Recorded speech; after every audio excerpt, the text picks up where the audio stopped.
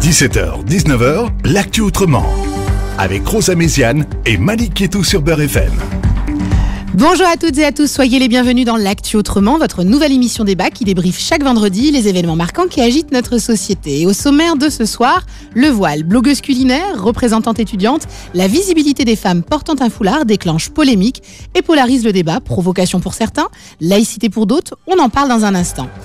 Et puis nous reviendrons sur ce sondage glaçant. 55% des Français sont pour le retour de la peine de mort, 39 ans après son abolition. Pourquoi ce sondage pose question ? Nous sommes vendredi 18 septembre 2020, vous êtes à l'écoute de l'Actu Autrement, c'est parti. 17h, 19h, l'actu autrement, avec Rosa Méziane et Malik Ketou sur Beurre FM.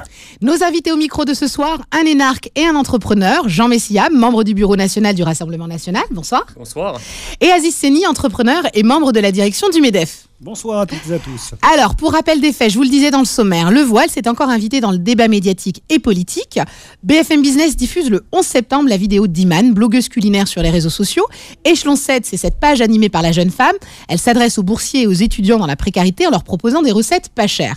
La vidéo est-elle retweetée par la journaliste du Figaro et d'LCI, Judith Ventraube, avec juste la date du 11 septembre, associant ainsi la jeune femme au terrorisme. Hier, c'est la présence de la porte-parole du syndicat étudiant UNEF, Myriam Pougetou, qui a posé problème. Invitée par la commission parlementaire sur le Covid et la jeunesse, la députée LREM Anne-Christine Lang indique qu'au cœur de la démocratie où règnent les valeurs de la République, dont la laïcité, elle ne peut accepter qu'il y ait une personne présente avec un hijab devant une commission d'enquête.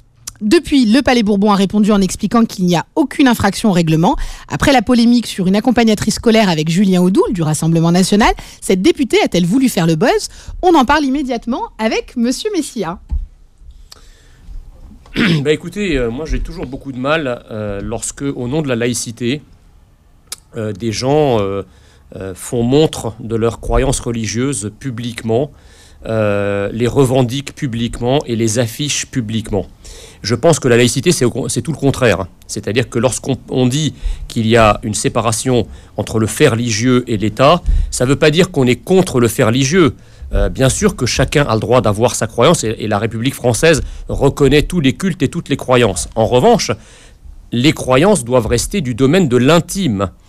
Je pense que, pour répondre directement à votre question, effectivement, nous avons une attitude de provocation de la part d'une minorité de personnes qui sont effectivement, que je considère comme extrémistes et qui entendent, si vous voulez, occuper l'espace public. Je viens d'un pays, l'Égypte, qui, dans les années 60, ressemblait beaucoup au Caire, par exemple, à Paris, dans les modes de vie, etc. Et pourtant, c'est un pays musulman. Les femmes étaient très peu voilées. Il n'y avait pas cette ostentation religieuse dans l'espace public. Et on s'aperçoit que malheureusement, quelques dizaines d'années plus tard, tout cela a changé. Donc la question que je pose, c'est que quand on me dit que la pratique de l'islam rend indispensable le fait de se voiler, le fait d'avoir un certain nombre de comportements ostentatoires dans l'espace public, moi j'ai juste une question à poser. Comment se fait-il qu'en Algérie, au Maroc, en Égypte, en Syrie, en Jordanie, il y a 50 ans, les femmes étaient occidentalisées, libres, respectées, etc. Et comment se fait-il que 50 ans après, les mêmes, parce que c'est des musulmans toujours, les mêmes nous expliquent qu'il faut se voiler, qu'il faut affirmer son identité religieuse dans l'espace public. Oui, mais là, au final, vous soulevez un problème social. Je termine juste mon propos.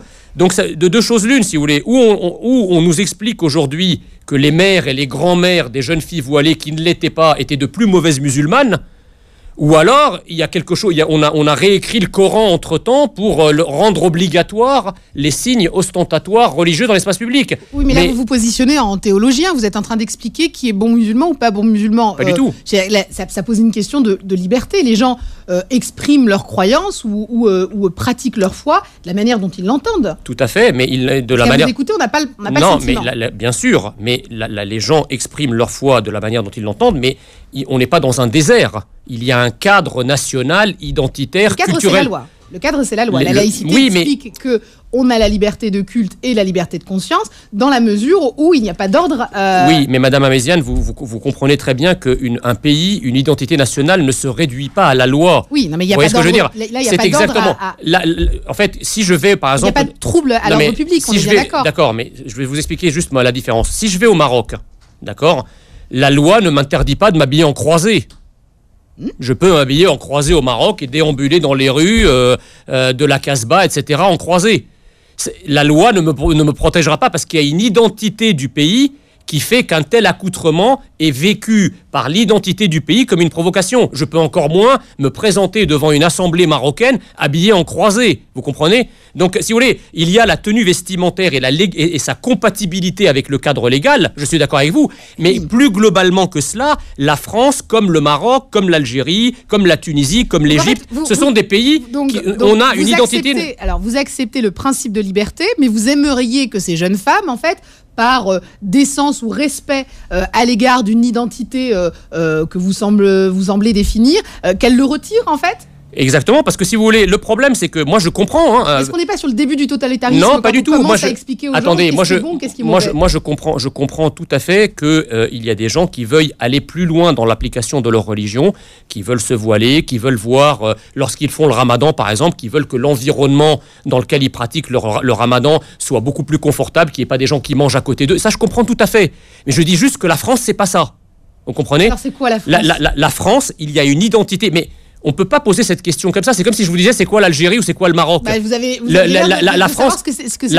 La France a un art de vivre, effectivement. On a une culture qui est à la fois, grecque, romaine, judéo-chrétienne. Non, c'est un peu nos valeurs républicaines. La liberté en fait de conscience, le fait d'être pro-choix, le fait d'être féministe, de permettre aux femmes de choisir ce qu'elles le souhaitent, de se mettre en mini-jupe ou de porter un voile. Est-ce que c'est pas ça ? Tout à fait, mais sauf que le voile, si vous voulez, c'est pas un bout de tissu, c'est un bout de charia. Voilà. On a une femme peut très bien être. Moi, je connais plein de femmes, je connais plein de couples musulmans et d'amis musulmans et musulmanes. Parmi ces amis-là, les femmes qui sont pourtant pratiquantes ne se voilent pas. Donc, qu'est-ce qu'on va dire ? On va dire que c'est des plus mauvaises musulmanes ? Mais non, ça, c'est votre interprétation. Non, mais d'accord. En tout cas, moi, ce que je vous dis. Est-ce que cette jeune femme Iman qui donne des conseils culinaires a expliqué que celles qui ne le portaient pas n'étaient pas des bonnes musulmanes ? Vous savez très bien qu'elle n'a pas fait que ça. Quand vous allez voir un petit peu son histoire, elle a quand même envoyé des kits de tapis de prière, etc. Non. Elle traîne quand même un certain nombre de casseroles. Vous irez vérifier sur. Voilà. Mais vous savez très bien. Justement, donc n'escamotez pas une partie de la réalité parce que c'est une présentation qui n'est pas très honnête de la réalité. Donc aujourd'hui, une jeune femme qui porterait le voile et qui, dans sa foi, déciderait de préparer des kits pour le Ramadan ou des kits pour les musulmans qui n'auraient pas les moyens de se les offrir, ce serait immédiatement une salafiste. Non, mais le problème. Qu'est-ce que vous voulez dire Oui, parce que le problème, si vous voulez, c'est que l'islam est à la fois une religion, mais c'est aussi une identité culturelle et nationale. C'est la Oumma. L'islam est à la fois une verticalité, c'est-à-dire un rapport avec Dieu, mais il y a aussi un code pénal, civil, familial, etc. Alors quand on pose la question, est-ce que cet islam-là, à la fois vertical et horizontal, est compatible avec la République ? Ma réponse est très claire. L'islam vertical est compatible avec la République. Vous avez le droit d'aller à la mosquée, de pratiquer votre religion chez vous dans l'intimité. Il n'y a aucun problème. C'est au même titre que les juifs ou les chrétiens ou les bouddhistes. En revanche, dans le côté horizontal, c'est-à-dire que prétendre par exemple régler les questions d'héritage, les questions d'égalité homme-femme, etc. Pour vous, c'est politique. Oui, parce que alors on me dit oui, mais pourquoi les juifs, par exemple, les rabbins portent le voile pour vous, c'est politique. Ces femmes-là, quand elles portent le voile, elles décident d'être dans une vision politique de l'islam. Porter le voile, c'est une revendication à la fois politique et identitaire qui est incompatible avec la République et incompatible avec la France. Avec votre vision de la République, pas avec la loi de laïcité. Mais c'est moi qui parle, c'est pas un autre. On est bien d'accord.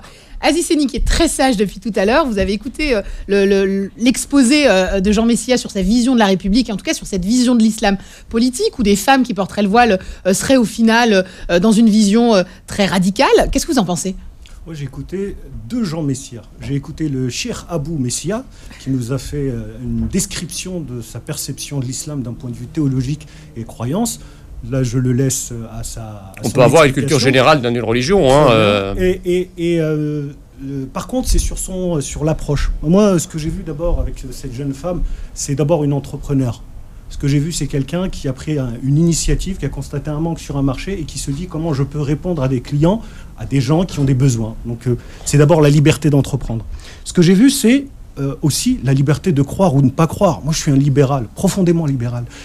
On a beaucoup d'hommes qui parlent du sujet qui concerne d'abord les femmes. Mais moi, j'ai pas envie de m'immiscer dans la tenue vestimentaire des uns ou des autres. Vous avez bien tort. Non, vous avez bien tort.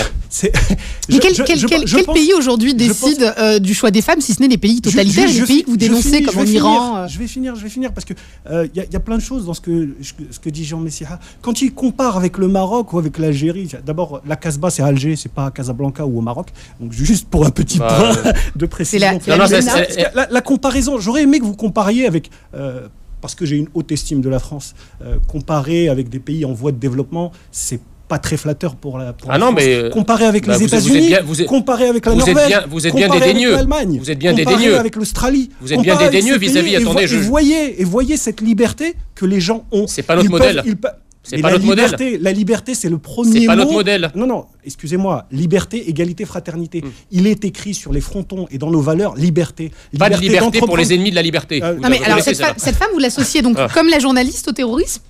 Ah non, j'irai pas jusque-là. Parce que c'est l'association qui a été faite, le fait de remettre le... Je vais vous dire, vous savez, l'histoire... D'abord, je n'aime pas beaucoup votre regard légèrement dédaigneux sur les pays du Maghreb. Je vous rappelle quand même que notre audience aujourd'hui, et c'est quand même des gens issus, pour beaucoup, issus de l'immigration. Donc je ne ferai pas comme vous pour les insulter, d'accord ? Ça, c'est la première chose. Donc, mais ce sont des Français qui nous écoutent, encore une fois, vous trompez. Non, mais attendez, allez-y. Non, mais ce sont des Français, bien sûr, mais ce sont des Français qui ont des origines comme moi. Ce sont des Français qui ont des origines comme moi. Donc, moi, je n'aimerais pas que vous me disiez que l'Égypte est un pays arriéré et attardé avec lequel il ne faut pas se comparer. Vous avez valorisé l'Égypte tout à l'heure parce que j'ai entendu que Le Caire et Paris étaient sur le même piédestal dans les années 60. Non, c'est très intéressant. J'ai parlé de l'identité. J'ai dit qu'à l'époque, effectivement, la plupart des femmes, notamment dans les universités françaises, étaient habillées comme à la Sorbonne. Ouais. Voilà. Et à l'époque, attendez, je vais juste finir parce qu'il faut bien reprendre la manière dont les choses se passent. À l'époque, dans les années 60, dans les pays arabes, vous aviez aussi des syndicats d'étudiants de gauche qui laissaient entrer les premières femmes voilées dans l'université en disant « il faut les accepter, il faut les accueillir, ça s'appelle la liberté ». Le problème, c'est que ces femmes-là sont devenues aujourd'hui majoritaires dans ces universités-là. Aujourd'hui, à l'université du Caire, c'est quasiment une université du Golfe. C'est-à-dire que les femmes sont soit voilées, soit en niqab. Eh bien, rendez-vous compte que si maintenant, une femme veut arriver en mini-jupe dans l'université du Caire, elle est jetée dehors, elle est traitée de tous les noms. Le débat, là, parce qu'on parle de l'Égypte, on parle du Maroc, mais là... Mais Madame Améziane, attendez, je termine. Une interprétation de la loi de 1905 qui est très personnelle. Ah non, c'est... Parce que vous êtes quelqu'un de brillant, vous êtes un énarque, vous avez... C'est gentil, merci, je prends ça comme un compliment. Je vous renvoie à Aristide Briand, rapporteur de la loi de 1905. C'est quoi la laïcité aujourd'hui d'un point de vue juridique ? Aristide Briand n'en avait que le nom. C'est encore une fois on va vous laisser mettre vos propos. Enfin, je suis désolé. Vous avez une vision dévoyée de la laïcité dans sa pratique. C'est vous. La laïcité, ce n'est pas la négation des cultes. J'ai pas dit ça. Qu'est-ce que j'ai dit au début ? De la coexistence des cultes. Qu'une jeune femme puisse choisir. Bien sûr qu'il faut se surveiller et savoir si c'est pas imposé. Mais si c'est un choix, au nom de quoi, vous, monsieur Messia, ou d'autres, puissent arriver et dire non, tu ne t'habilleras pas comme ça. C'est rarement un choix ? C'est rarement en effet un choix. D'où vous tenez ça ? Regardez, attendez, j'ai quand même vécu dans un pays où je vois quand même un peu comment les choses se passent. On parle de la France. Oui, mais la France, justement... On parle de la France. Les femmes voilées en France... Le problème, non mais attendez, madame... Non, c'est pas ça, c'est qu'elles sont conditionnées. Pour beaucoup, c'est-à-dire on leur apprend à porter le voile enfant ou ado. C'est leurs parents, leur famille, etc. Alors, donc évidemment, quand vous expliquez à une fille de 5 ans que le fait qu'elle soit sans voile, c'est un objet libidineux, c'est un objet qui, si elle est regardée, elle ira dans les flammes de l'enfer, arrivée à 18 ou 19 ans, évidemment, elles vont... Caroline Fourès, qui est quand même assez proche de vos idées, explique que l'écrasante majorité des femmes portent le voile de leur propre initiative. Non mais attendez, je parle d'un... Alors attendez, justement, vous ne m'avez pas laissé finir. Je disais qu'il y a, dans un cas, effectivement, il s'agit de conditionnement. Dans l'autre cas, le problème, c'est que nous avons, et ça, je pense qu'on peut être d'accord là-dessus, depuis une quarantaine d'années, la France est gouvernée par un système qui nie farouchement l'existence d'une identité nationale française spécifique. C'est-à-dire qu'on nous explique que la France est un désert identitaire dans lequel n'importe qui, venant de n'importe où, parlant n'importe quelle langue, se comportant n'importe comment peut être français. Et on a naturalisé à tire-larigot des gens sans vérifier même qu'ils parlent français. Donc aujourd'hui, on vous dit ces gens-là sont français. Cette jeune femme parle français, s'exprime très bien, est intelligente, elle est étudiante, elle est dans son crous, elle décide d'aider les personnes, et immédiatement, vous souhaitez en tout cas expliquer qu'elle renie l'identité française. Oui, j'ai plutôt l'impression qu'elle la met. Elle la renie parce que, excusez-moi de dire les choses... Avec sa solidarité. Excusez-moi de dire les choses brutalement, mais en France, on ne s'habille pas comme ça. Voilà. Ça ne fait pas partie du mode vestimentaire français. C'est le peuple. C'est la culture. Jean Messia. Mais attendez, c'est la culture. C'est la culture. Non, mais la loi l'autorise. Mais ok, mais encore une fois, oui, la loi l'autorise, mais on peut pas l'interdire. Voilà, donc je dis pas. Le 11, c'est Jean Messia. Non, c'est pas la France. Bah si, parce que si vous arriviez en France il y a 30 ou 40 ans, les femmes n'étaient pas habillées comme ça. Il y a quand même un peuple historique et une identité française qui existe. Ne peut pas être niée. De Gaulle a dit la France c'est moi, Messia a dit la France c'est moi. Vous n'êtes pas encore majoritaire dans ce pays. Je dis encore. Vous voyez, vous n'êtes pas encore majoritaire. Donc un peu de modestie, il y a une partie de la population qui pense que vous dites, et ce sont vos électeurs et vous avez raison de le dire. Par contre, le visage de la France, ce que Malraux appelait le visage de la France... Le visage de la France, il n'est pas voilé. Mais Marianne, sur ses statues, elle a un bonnet sur la tête. Donc elle n'est pas totalement découverte. Et le bonnet, c'est quoi? C'est un bonnet chrétien?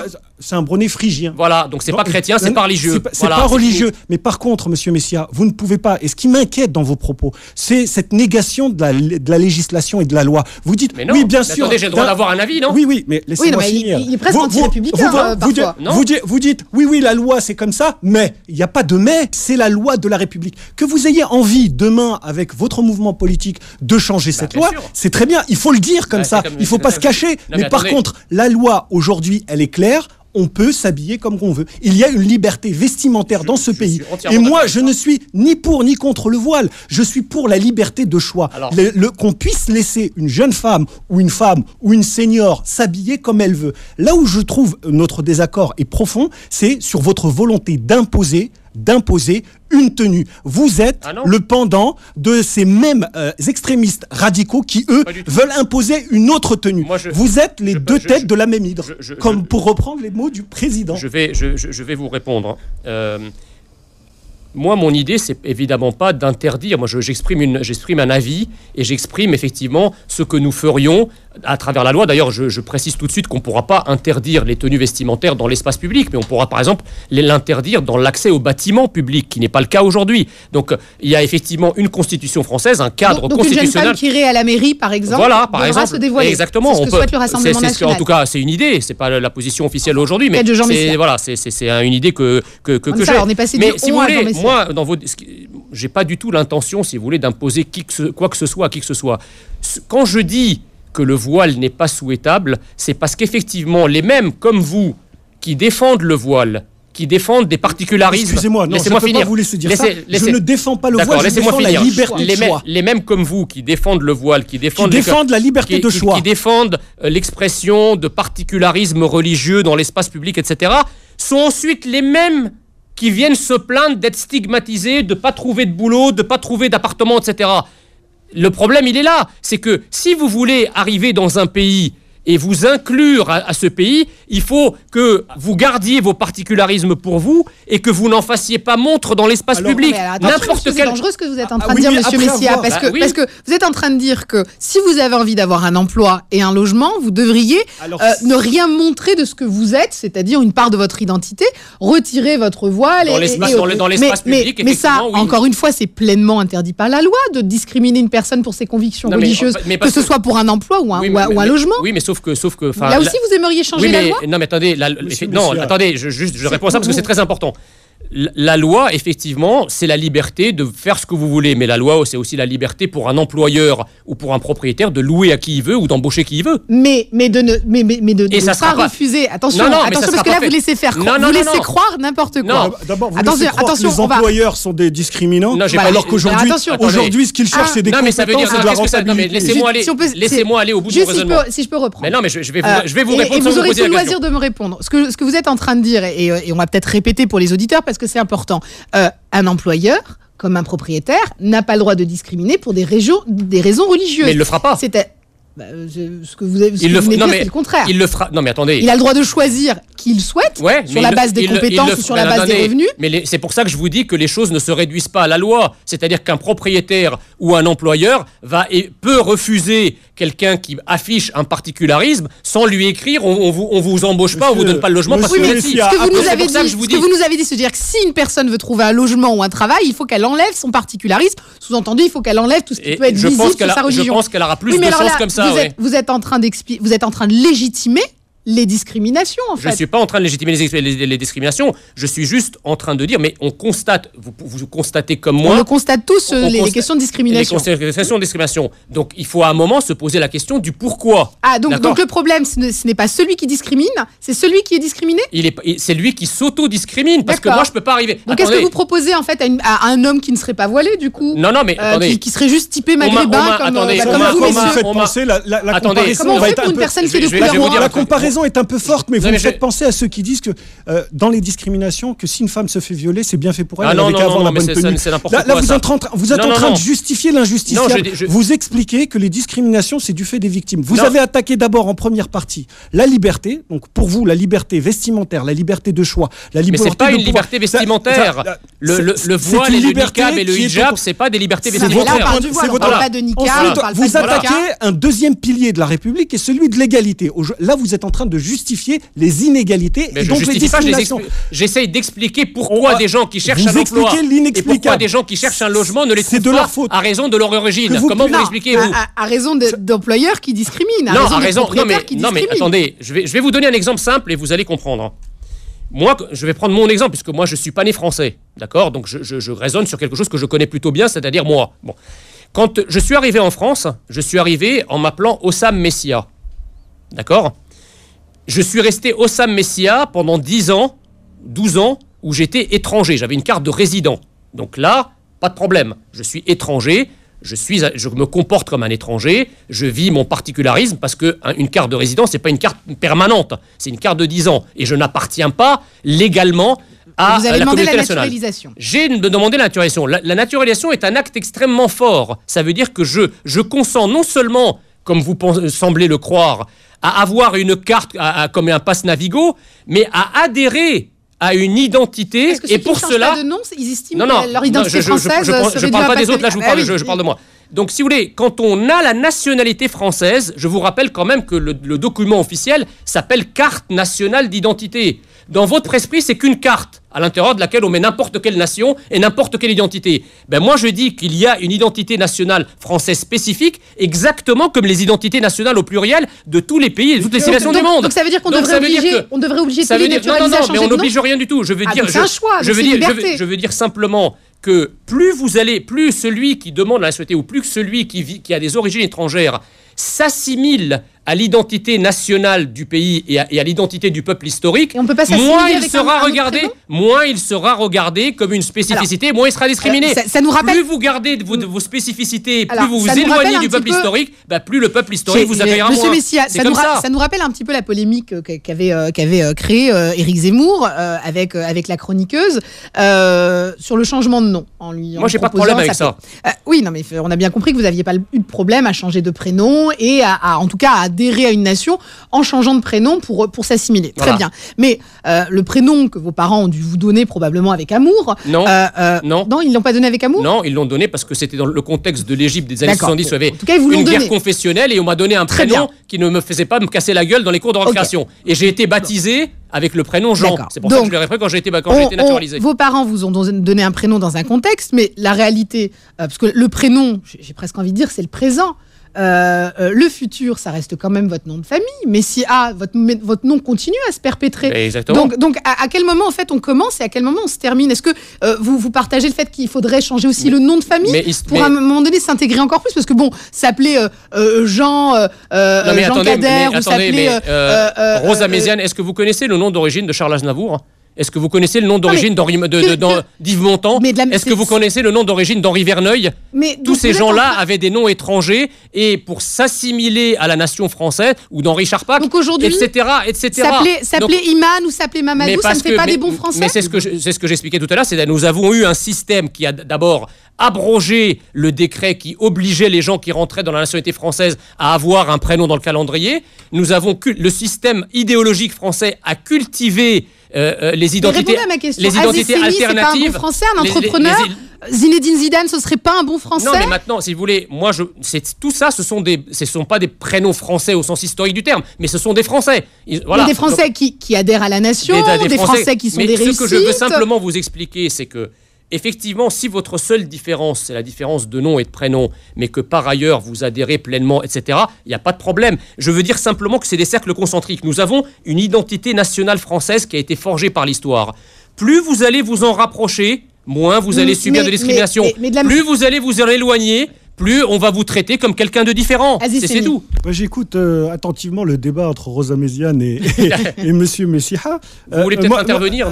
C'est gentil. Voilà. Pour moi, assimilation, intégration, c'est des souvenirs en noir et blanc, c'est des débats d'avant-hier. Aujourd'hui, vous savez ce que c'est.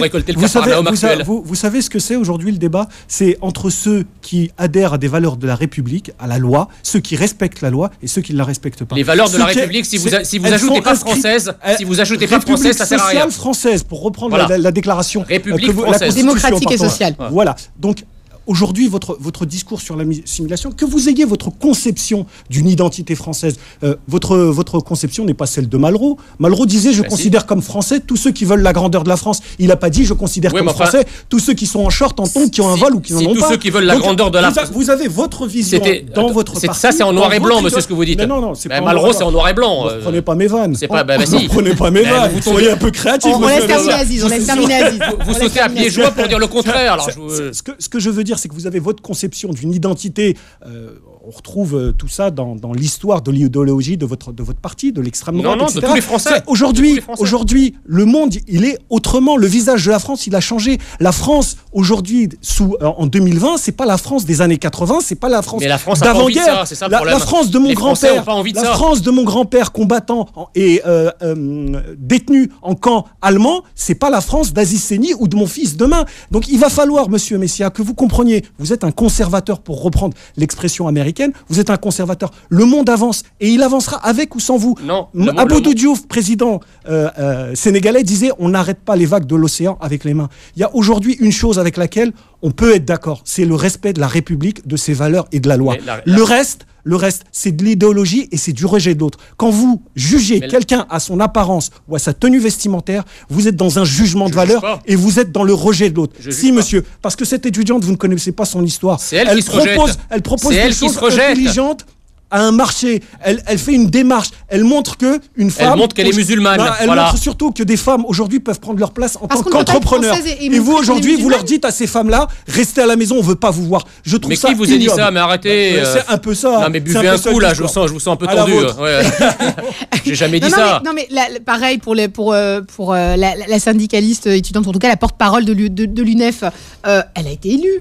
Elle n'est pas arrivée par hasard, cette jeune femme. Elle ne s'est pas imposée à l'Assemblée nationale. C'est bien ce que je vous dis, c'est que le système qui gouverne la France depuis une quarantaine d'années est un système antinational de négation de l'identité française. C'est-à-dire que tous les étudiants, en fait, ont décidé de nier l'identité française. Ils n'ont pas juste vu une jeune femme qui pouvait bien les représenter. Sur ce désert identitaire dont d'ailleurs Emmanuel Macron est l'ultime incarnation, fleurissent effectivement des identités alternatives qui n'ont rien à voir avec l'identité historique du pays. Au même titre que quand on voit un Français et pas un immigré égyptien. Vous pouvez pas vous dire que cette jeune femme, ils ont juste vu une personne pertinente qui pouvait défendre leurs intérêts plutôt que de voir une femme voilée. Je vous pose la question. Alors la question, je vais vous répondre. Demain, je vais aller en djellaba quelque part et on verra si les gens me considèrent comme un Français ou pas. Non, mais là, on n'est pas sur un djellaba, on est sur une personne qui est habillée. Non, mais la personne là, elle n'a pas une tenue traditionnelle. Elle est habillée à l'occidentale, si on doit faire des comparaisons. Non. Si, elle porte un tailleur vert. Elle porte un tailleur vert. Elle est habillée à l'occidentale, excusez-moi. Le débat est toujours très animé sur l'assimilation en fait de cette jeune femme au terrorisme. Là, je parle de la jeune imam. Vous confirmez que pour vous, il y a une forme de représentation d'un islam politique, ou en tout cas d'un islam guerrier à travers ce voile? Exactement. Tenez, je préfère voir des femmes habillées comme vous qu'habillées comme elles, excusez-moi. Ah, mais vous vous êtes permis quand même de me traiter de Silicon Valley et d'agent de charme de l'islamisme. Donc comme quoi, c'était pour la boutade. C'était une blague, et puis vos prises de position... C'était sexiste. Vos prises de position à ce moment-là étaient pour le moins ambiguës. Mais on ne va pas parler de ça. Je constate simplement que mon contradicteur aujourd'hui s'acharne à m'appeler Messiha. D'accord? Moi, je ne l'ai pas appelé Aziz. Je l'ai appelé Aziz. Donc lui me considère encore comme un étranger en m'appelant avec la consonance étrangère. Moi, je l'appelle en prononçant son nom à la française. Voilà. Qu'est-ce que vous allez répondre?